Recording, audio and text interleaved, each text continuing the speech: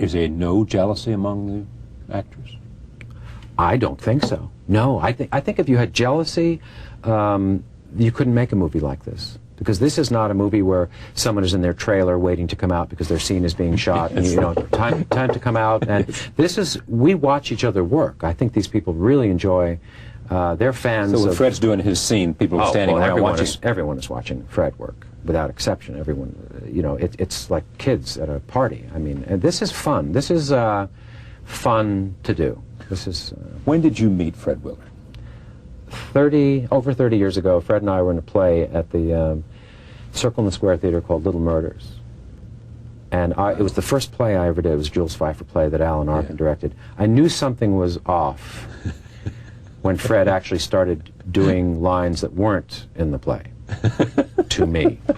And I was... Just to throw you off? You'd have to ask him. I was 19, I think. Yes. You said... No, I was 20. And I was sitting on the stage. This is the play going on. There are people there. And I heard these words that weren't familiar. And I looked over, and there was Fred, of course. He's in the play. But I didn't really know what to make of it, other than I just looked at him and... said, "You're different." Nodded. And I said to myself, "You're different." And he is. Yes. Roll tape. Here's Fred Willard. Cheap sheets hauling to leeward hard, cross trees humming a morning hymn. I'm the cabin boy, call me Jim. His name's Jim. Fare away, under main topsail to the fur below the wily whale. Hold on. 1 second, please. Technical. I got an idea, a very literate reference. I don't know if you're familiar with a book about a pirate captain. His name was Moby Dick. He was chasing some big whale, and he had a catchphrase. He'd always yell out, "There she blows!" So I thought if you could do that, we'd have someone on stage drench the whole group with water. And you could look at the camera and say, "Hey, what happened?" And every time, another thing of water, and by then you're all soaked, even the ladies. And at the end of the song, you turn the guitars and all upside down and water splashes out. Kerplunk! It's just a thought. Just tell me that scene. Well, all that's set up is they're rehearsing. Obviously, they know the song. Right. And I said to Fred, this is, you interrupt them. Period. Period. You interrupt them. Yeah. Yeah. That explains Maybe everything you have right an there. idea. You know who you are. Oh, yeah. You know who they are. Oh, no, yeah. I'm saying Fred does. Yes. Fred knows who he is. Oh, he knows who they are. Absolutely. He knows the moment in the film. He knows the dynamic as the manager of this group. Yeah. Go over and, interrupt this rehearsal. And if you know yourself, you know your character, you will know what he might say. End of story. You Fred Willard. Maybe. Yeah. Yeah. And there it is. Yeah. There it is. That may have been 1 or 2 takes. I don't know. And, yeah. Next scene. This is Bob Balaban talking about the staging of the concert with the director, who's Michael Hitchcock. I just want to get these scenes in because it's so funny. Roll tape. Here it is. Here's your giant banjo. And It's very flat. Well, it doesn't look flat from in the audience. It has basically no dimension to it. Well, it's painted to look three-dimensional. If you go back there, but it's not painted on, I'm looking on the back right now. You know, will you look with me why would it be, a minute? From the audience, it's going to look perfectly fine. It looks three-dimensional. Just go out there and take a peek. Well, is this the real furniture or is this the rehearsal furniture? Well, it's not called furniture. It's a set. And it's painted this way. It looks completely three-dimensional from the audience if you just go out that way, Mr. Steinblum. So this is the real furniture, and this is this an actual street lamp? I'm sure it was at one time. Can you have an actual three-dimensional object that represents the thing that it actually is? Can that be next to something that it's pretending to be? Yes, it's Would that be perfectly okay? fine. You know, I really don't have time to explain Stagecraft 101. This show starts in an hour. Now, everything is exactly the way you... What's that? Those are lights hanging up there? Yes, those are lights. Could they fall? And that's a ceiling above us. But they look shaky. No, they're not shaky. They're It's perfectly... like that wire. I see a wire. I see it. Ow! That scene. Yes. Oh! Yeah. He just whacked him. He just... Didn't expect it, didn't know? Yeah. One take, the crew literally fell over, and there's a laugh almost on top of that. We had to cut it. There was barely room to make the cut because of the ouch, and then it just was so shocking to people. And this is, I should point out that has built, this relationship has built to the point where Mike Hitchcock has has to do that. Somebody please do that. And he's done it. Let me go back to Saturday Night Live for you. Mm-hmm.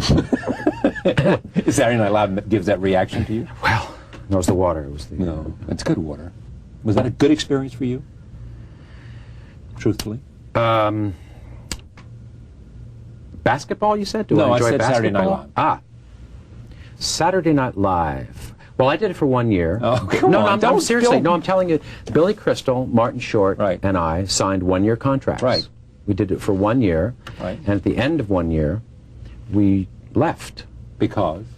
Because we had 1-year contract. Okay, oh, was that the only reason? You could have, did you say, gee, I love this so much, I'd like another contract? We said, I'd love this so much, we signed a 1-year contract.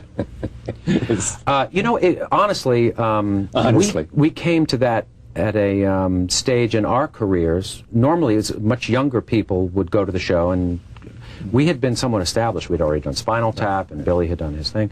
So we did whatever we wanted to do. It just wasn't the kind of thing, I guess, that I wanted to do. I just met my wife-to-be. Yeah. We were about to get married, and I was a bit distracted, I have to say.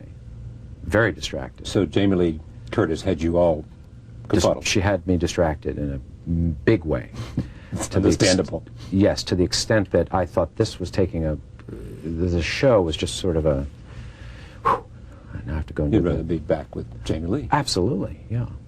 Absolutely. So that was an odd thing, yeah. Billy Crystal could do this or not? Billy's a wonderful improviser. He could do this? Absolutely. He's done it. No, I know, but he's not in this one, is he? No, but he's a big star. You can't put a huge movie star in this movie because people would say, why is Billy Crystal, you know, repairing shoes in that little store? I think there comes a point where it's not an accident that they're not famous people in here. You know, famous actors have said, I'd love to do this, and Fred Willard's a famous actor. Not in the same way. I know. Seriously, there's a, you know, Billy is really actually for movie stars. He's one of the only ones that could do that, the work, you know. But he's too big. So it's same with Martin Short. Martin's wonderful big, at this kind. Too big. Yeah, I think so. Well, I mean, they'll probably say, "What do you mean?" But wait till they see this. How come you didn't call me, Chris? I'm well, too no, big. These are friends of mine, so it's not just. When you make these, yes, do you take advice from your actors? Advice? Do you consult with them about the movie you're making? No. I thought you were going to say that. I knew you were going to say that. No, I knew it. Did you? Yes, I knew it. Really? I can know enough about you already to know that. Yeah. Well, here's the thing, though. I mean, you're not a man who doesn't know himself. I can tell you that. Here's the thing. Gene and I, once we've written this, this story, the actors have tremendous leeway now. Once their characters are outlined, essentially, and their history, I say to the actors, you get to pick the clothes you're wearing.